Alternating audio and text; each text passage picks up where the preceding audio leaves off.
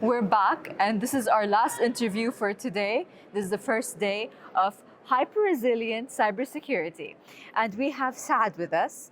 Saad, we used you twice today on panel talks and panel discussions, particularly because you're representing the whole landscape of hyper-resilient cyberspace, but in particular in Saudi, due to your experience and due to your work. And a lot of people spoke about how developed Saudi is today in terms of creating that resilience. But let's talk first about Saudi's position as a digital country.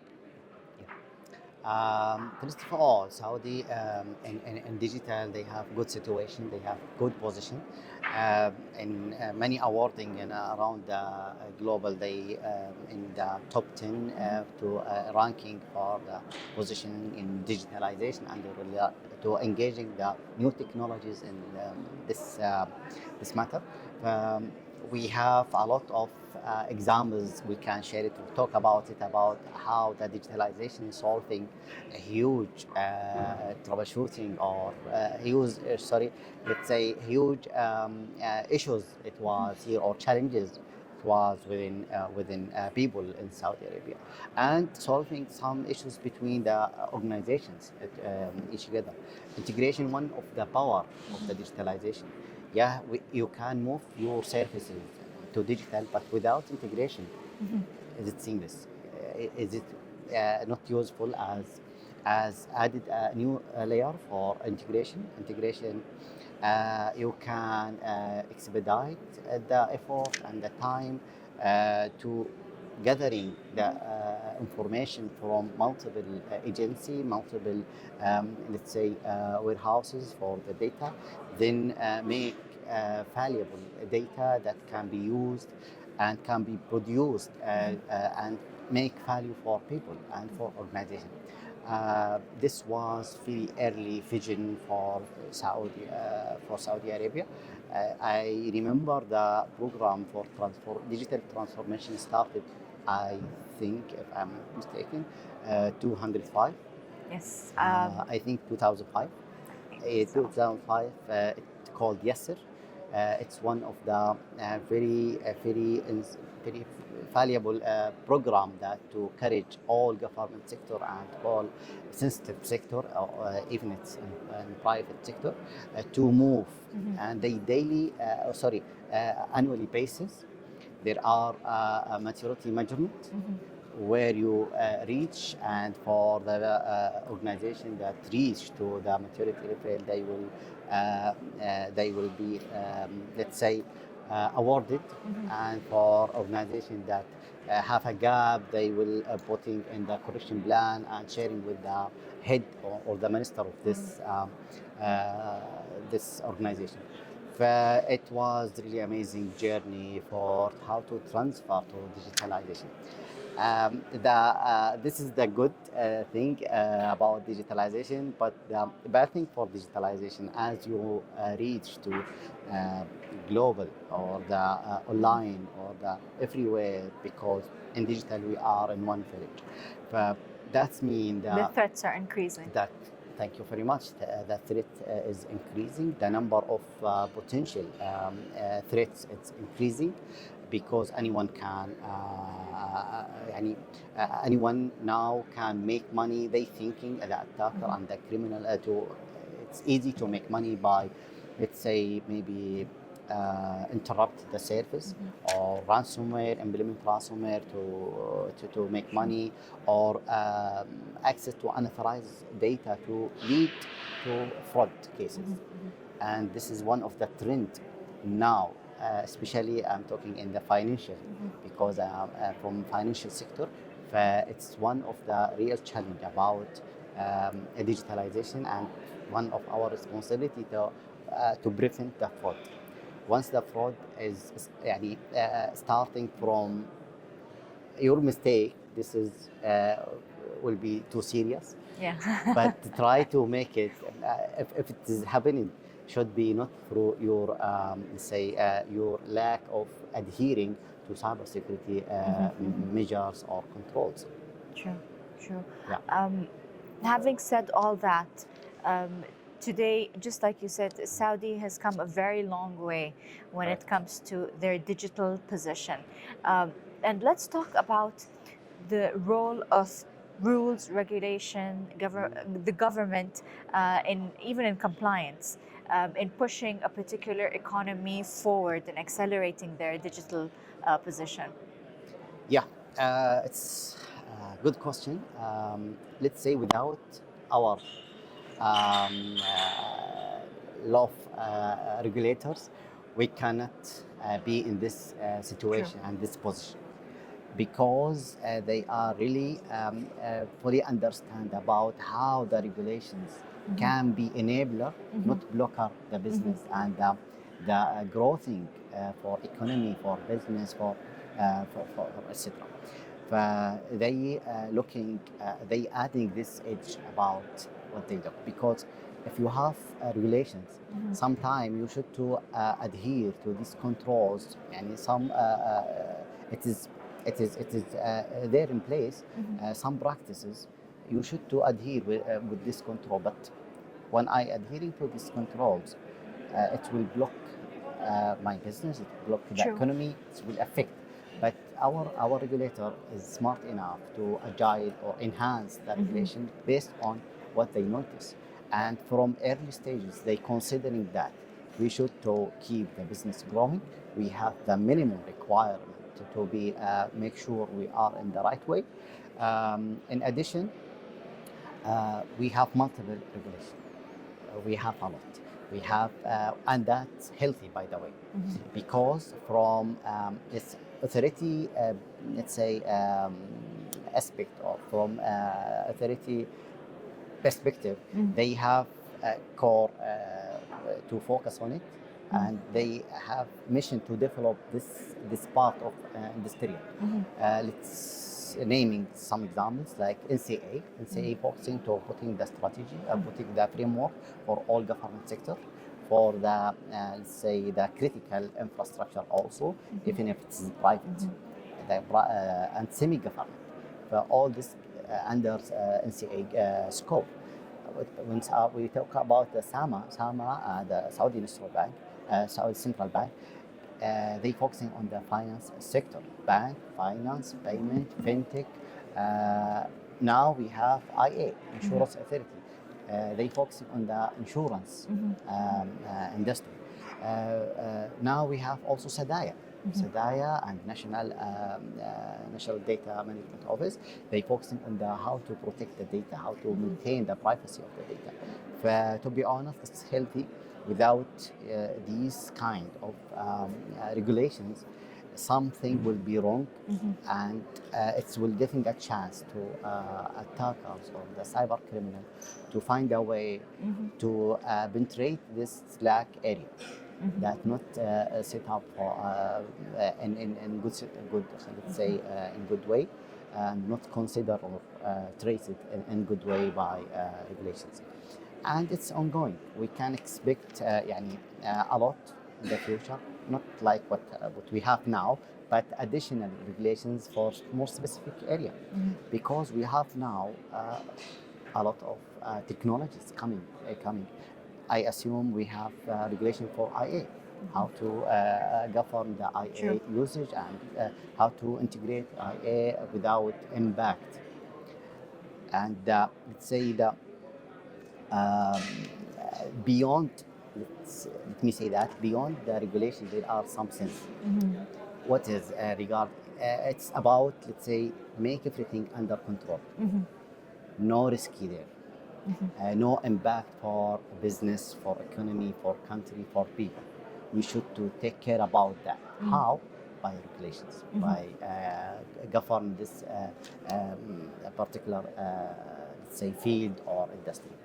I can see, yeah, I understand it's a challenge, and to addressing this challenge, we need to engage the new technology, how to automate monitoring our compliance to these regulations by engaging the automation and machine learning to understand in our organization how we can, let's say, our real-time maturity about compliance, and to what level we are comply with this regulation or this or this. If we reach to this stage, that means amazing, and we really It's going to be a very strong ground for correct, the correct. Saudi cyberspace. Yes, yes.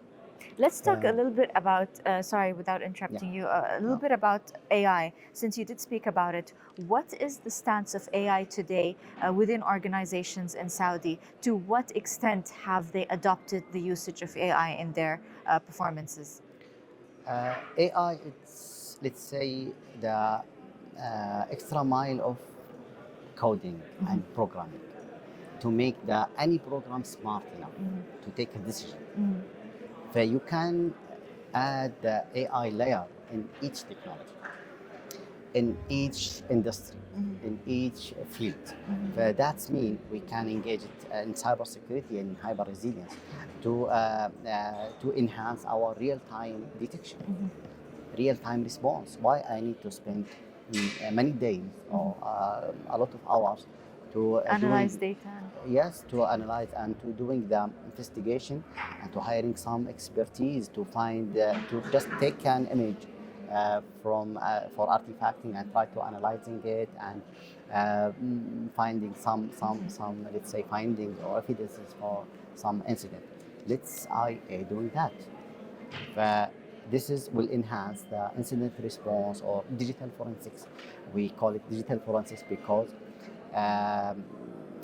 it is find a way how this incident happened and how what the say the plan that attacker following to achieve this. It can help in real time, say detection, enhanced response, enhanced recovery. Okay, in case something happened, how it can recover fast. This is something also in threat intelligence or threat let's say detection. Some threat happening in same industry but with another, let's say, entity or organization. How fast they can sharing this knowledge to us to be to prevent this attack that success with someone and we try to make it fail in our organization. AI can solving that by centralized sharing central for let's say sharing information about incident and about the threat intelligence. I can sharing fast. Sometimes we have 0-day attack. 0-day attack, one of the challenge of the in cybersecurity, let's say area or cybersecurity domain.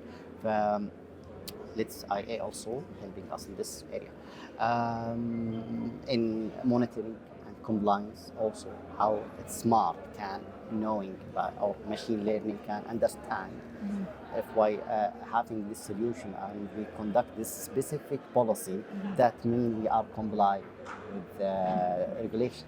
For example, password complexity. By system can talk to system. Yeah, this is the criteria for complexity of password. Just auto filling the requirement and the regulation doesn't need someone in the middle and human to modify that or to update that. It's just an example. Okay. Yeah, it's very interesting. And every time you talk, you're opening more doors for me to ask you more questions. But I think you've covered a lot. But we also want to speak about how hyper-resilience in cybersecurity is a concept, but I think when it comes to practically implementing, Saudi is leading it in implementation. So what's our role today? I'm sure we've achieved a lot and you know more of these things. You're the best source for this piece of information. But we are somewhat considered, especially with all the visitors who came from different countries today in today's conference, they all agree to the fact that Saudi is the leader in hyper-resilient cybersecurity. Correct. I remember last year we are in ranking for G20. We are the number 2, and this year we are number 1 in cybersecurity indicator. That's giving us or everybody insight about how we are passionate about implementing cybersecurity or take care about cybersecurity and take it seriously, from the authorities and from the management, from the business, from the government, from the citizens. This is just an example. Okay. Okay. Yeah. Yeah, it's very interesting. And every time you talk, you're opening more doors for me to ask you more questions. But I think you've covered a lot. But from it is vision of our country, because we have a huge vision to achieve. And it's in 20. aligned with our end Exactly, goal. should be aligned with the business and all. If you dig deep the Saudi vision for 2030, you will find a lot of things rely on new technology and AI, and how you can expand the technology without take care about the security. It will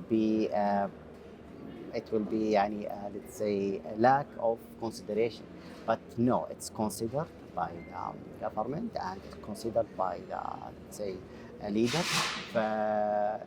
We are in the middle now to be a witness for this changing, this let's say transformation level or era to be in advancing in security.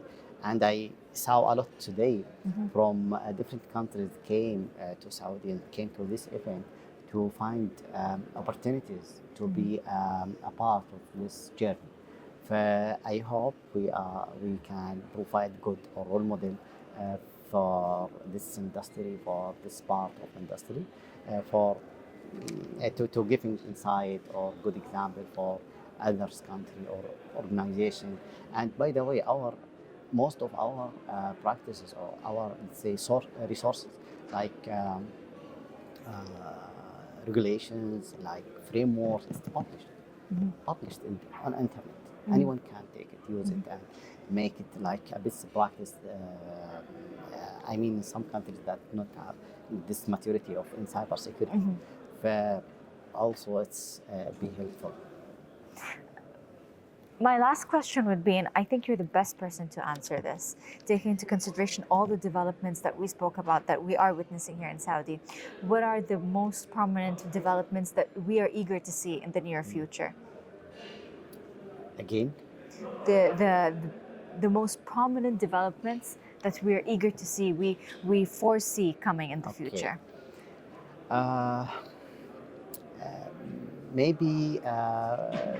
Maybe in infrastructure, we need to, I assume we will see a lot of development in this part to make the city smart, to make the, let's say, our infrastructure smart enough based on the technology.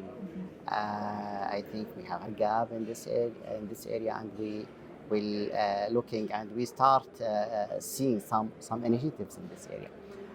Also for the environment,